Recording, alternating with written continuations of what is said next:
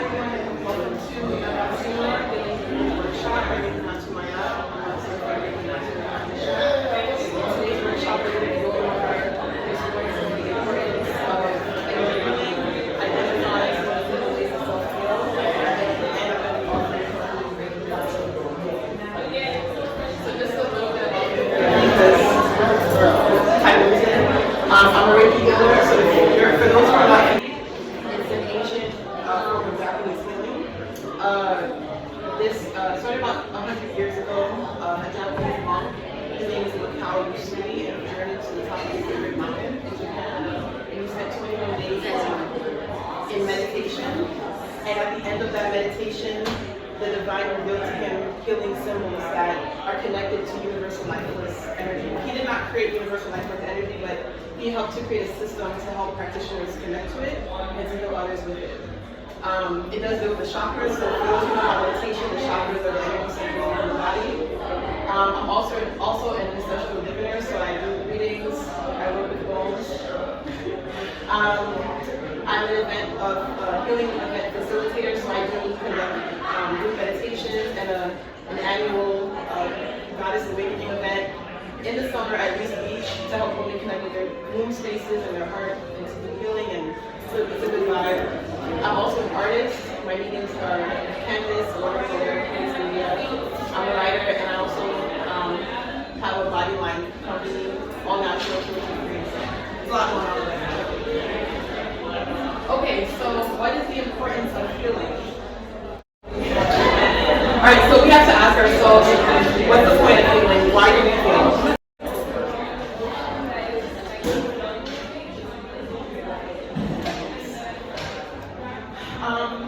The importance of healing.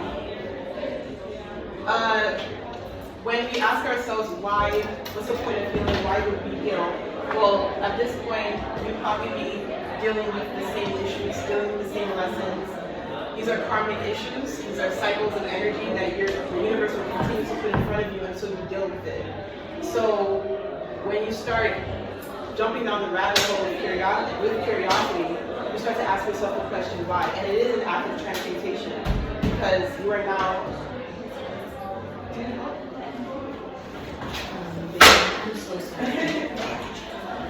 it is an act of transmutation, and this is not an easy thing to do because we're dealing with a lot of wounding. Some of this wounding can start from childhood. Some of this wounding can be stored in the amygdala, which is considered the cave of the brain where we don't remember the trauma. But it is important to start asking the why. Healing catalyzes breakthroughs and level ups. Some of the traumas that we experience or that we are having ingrained within us, it could be fear, it could be resentment. Sometimes that allows us to not move forward in life. So it is important to understand that whatever abundance the universe has for us, it could sometimes be on the other side of fear. It could be on the other side of anxiety. So just understanding that helps to motivate us to move forward in life. Self-healing benefits your lineage. A lot of times people think, okay, we're dealing with generational curses, behavioral patterns. A lot of us, we're hearing this on social media, we're hearing it's getting more, more popularized, it's becoming more understood. What we also don't understand is, or maybe some of us don't know, that it also heals our ancestral lineage. Because our ancestors and the children that are to come, we all share the same ancestral waters.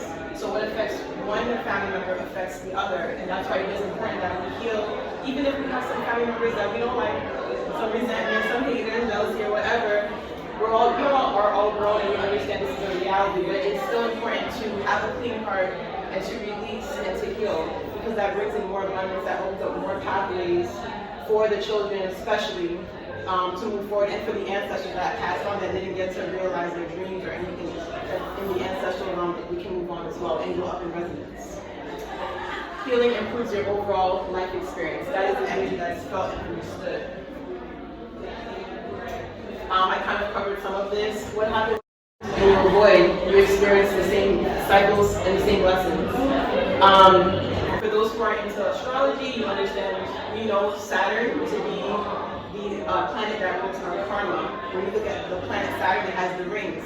You're going to continue going, and yes, the Saturn return, some people who, well, most of us who reach our late late 20s or early 30s, you hear about your Saturn return. This is when your life seems to crumble and you start losing friends, everything changes, you might lose your job, and this is when the universe shows you everything that needs to be addressed. And then after your Saturn return, you're sort of slingshot into the next 30 years of your life. And so it is important that you take time to really study what needs to be healed and what needs to be addressed. It can delay divinely assigned abundance and opportunities. I kind of went over that. Prioritizing temporary distractions results in a lack of true fulfillment.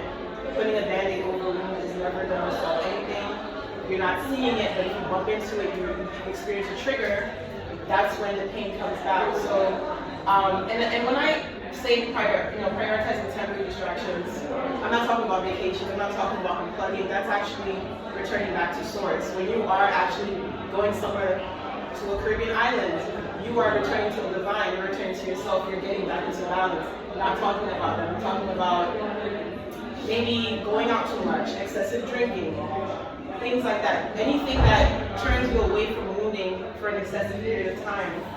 There should be a balance, you should be resting, but you should also be healing. Possible ailments becoming manifest within the body. This is not a definite thing. I don't want to put that in anyone's mind that if you're holding on to resentment that you're going to get sick, but it does happen. You see this when people experience cancers, diseases, and body pain, people feel aches in the body, you're going to the doctor, they can identify what it is. It could be stored energy. And I do recommend that for anyone who is experiencing unidentified pain, check out the book, The Body Keeps the Score. It's a book that describes how sometimes when the mind forgets the trauma, the body holds on to it. And it does. That's why exercise is important.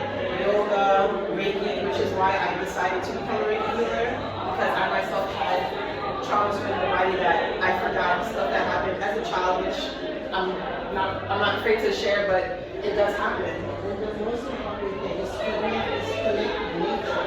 Exactly. And we're going to get to some of the ways that we can heal, self-heal. Yes, so simple healing techniques. So we have meditation. These are just very, very simple things you can do on a daily basis. Stillness, observation, inner exploration. Learning how to self-regulate your nervous system. I feel like when we are healing, especially when we know we have triggers, the act of meditation is sort of like training the muscle of your nervous system so that you can have self-control. You're not kind of going off at people, overreacting. Now you're using techniques to count, start getting into the intentional breathing. 1, 2, 3. Is this worth an excited response or like a negative response? Is this person even worth your energy? This is where meditation comes in. This is when you really get into being accountable for your actions and realizing that you are only in control of your actions and how you let things control you, not letting people puppet string you into doing anything, getting you out of your element. Meditation also encourages you to be present within the body. A lot of times, especially living in the city, you could be thinking about what happened yesterday or thinking about what's going to be happening in the next 5 weeks. Meditation helps to bring all of your energy back into the moment, allows you to be in a state of being present and being gratitude, being in a state of gratitude. Sound frequency. So sound frequency is super, super powerful. What some of us have learned. I feel like we're on time too. So sound frequency is a form of healing. Sound frequency is a medium for spirit. There is a person in history, a figure in history that I want to highlight. As we talk about many ancient cultures, and some today knew that musical instruments could connect healers to the astrals, or spirit world, to communicate and address illness. In the 8th century, we have this man, his name is Abdul Al-Hassan Dinyar. He's also known as the Black Sun. In the 8th century, so he originates from Baghdad, and he comes from the oud healers. So the oud is a 4-string instrument, and it's known that each string connected to an element. It also connected to the seasons. It also connected to 4 different colors: yellow, red, white, black. It also connected to the humors of the body. So for those who study any type of region history with the humors, this is where it came from. It all came from Northern Africa and probably different other parts of Africa that we have yet to learn about.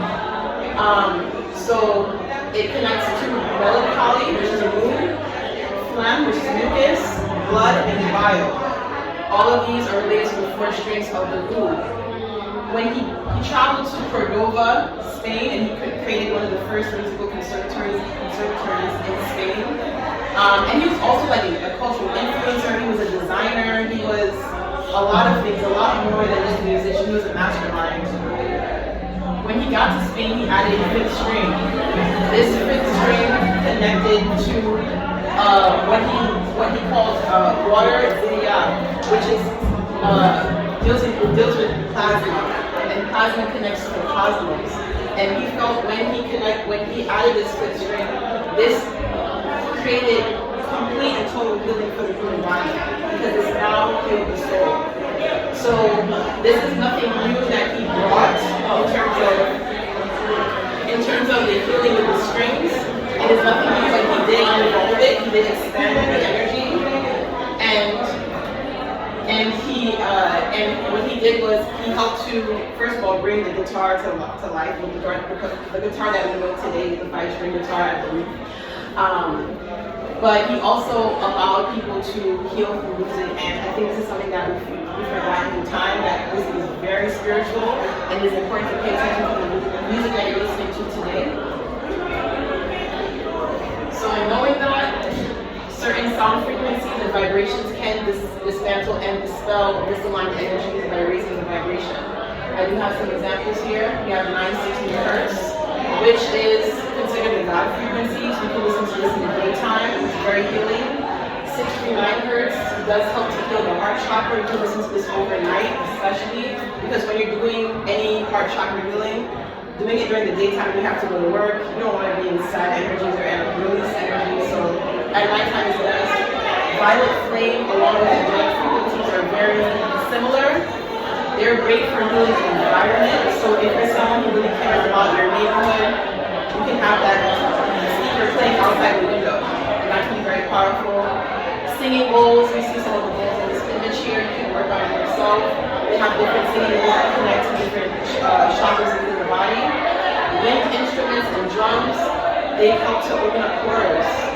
Okay, not only do they do healing, but they help to connect with your ancestors. They help to raise the vibration of the space. When you see the drums, and you have a drummer here, when you see drummers playing super fast, they're quickening the vibration of the space to match the vibration of the Lakou, or the deities, or the spirits.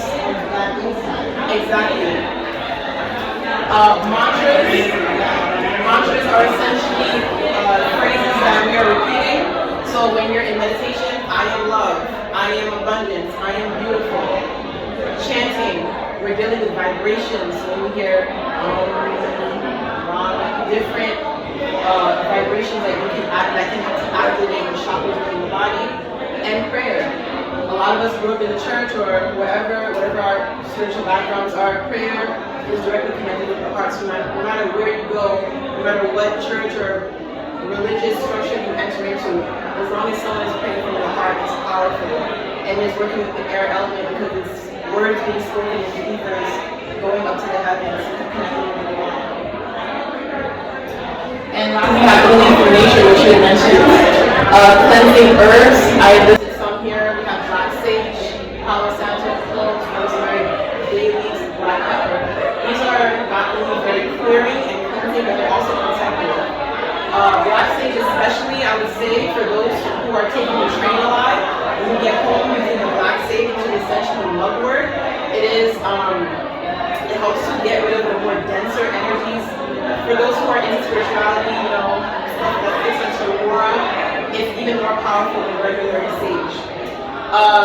Bay leaves is really good for banishing negative energies. Grounding or earthing in nature can bring equilibrium to the body and spirit.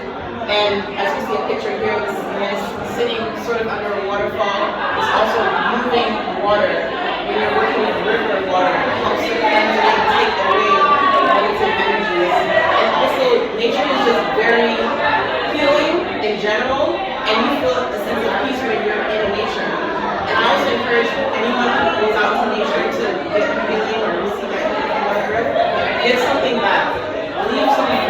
on the ground, pour some water, say thank you. So it's an exchange of energy. You have to remember. Everybody understands. Alright. So for those who have the little cards in your hands, it's exercise time. So I'll read you.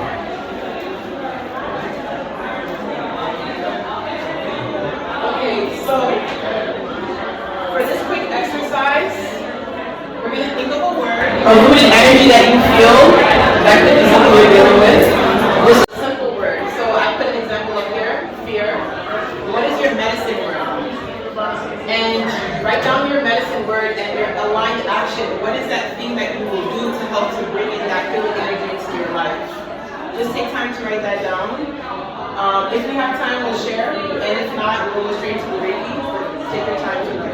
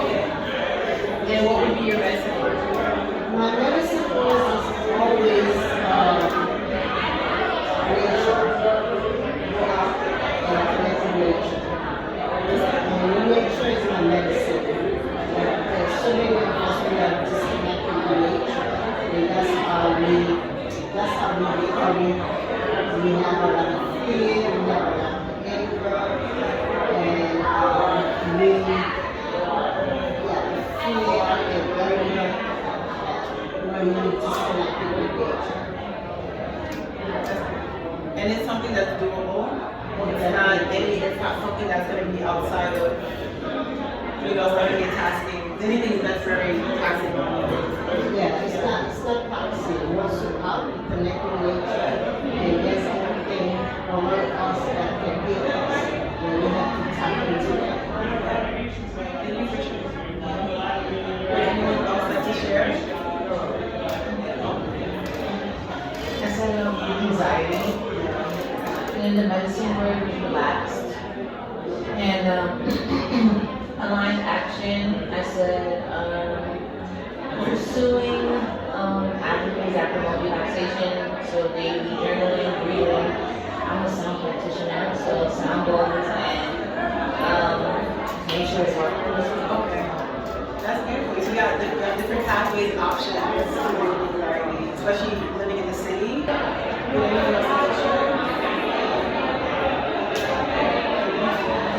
Well, thank you for those who shared. Thank you, and for those, if it helps the writing exercise, then you can take it from in your time.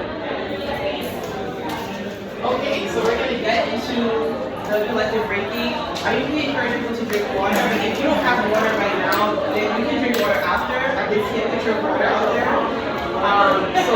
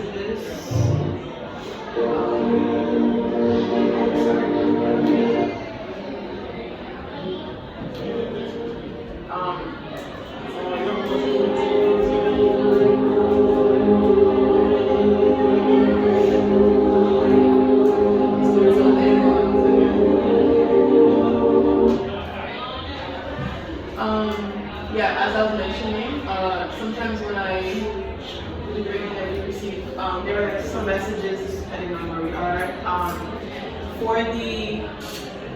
Because it's a collective space, these are just general messages for whoever's here. For the throat chakra, lion totem did come up, so for those who are feeling like they need to get empowered with their voice, whoever that resonates with. The solar plexus, passions might be returning, any creative motivations, encouragement to move forward, and the energy of passion, and it does feel like kundalini energy, primal energy coming back. So if there's a project that you left behind, something that you weren't paying attention to, the motivations to return to that might be coming back to you. On the sacral chakra, that does deal with creativity, elephant totem did come up, so it does feel like networking is going to be important for whatever it is that anyone here is trying to do. Community is very, very important. We all helping each other, all of us helping each other, or you finding your soul tribe. It does feel like soul-based alignments, not people that you have to look at for like an extra 5 minutes, but I trust you, people that you just connect with. And it doesn't have to be a question about it. You feel it on the first time you connect with that person, the first time you meet that person. On our root chakra, it was just visuals of a deepening within the earth, so that could deal with the ancestors. It might be a closer connection with the ancestors, however you connect, or with the divine, or even that's just within yourself and your own spirituality or your higher self. So that is what has come through, and thank you guys for being here. I appreciate y'all, and that's just my information. I have business cards somewhere on here, but if you want to keep up with me, I have my sign up, my email list over there. And for anyone who's interested in the Goddess Awakening Circle that I host every year, you can also just leave your email, I'll send you the information. When is that? It's going to be on July 26th, and it's at Reese Beach. So it's close enough, and I always do it early in the morning where there's no one at the beach. And so it's at 7 a.m., so you gotta leave early.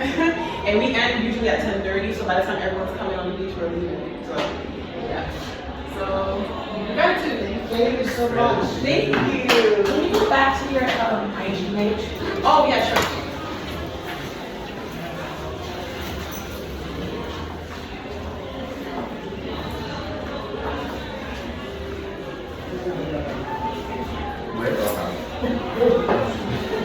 She's with the auntie right now. I do. They are with Tania, and then I don't know if you saw the mobile truck out front. Oh, okay. It's there, but I think it's somewhere in the front because I didn't have it fully set up. I was just here setting it up. But if you want to take a picture of this has everything. I'm doing good. I'm doing good. I do distance, so for some people, like if they want me to go over to their home, I do that. But a lot of people have been comfortable with distance because they have The sound is so powerful. I know, yeah. I think, yeah.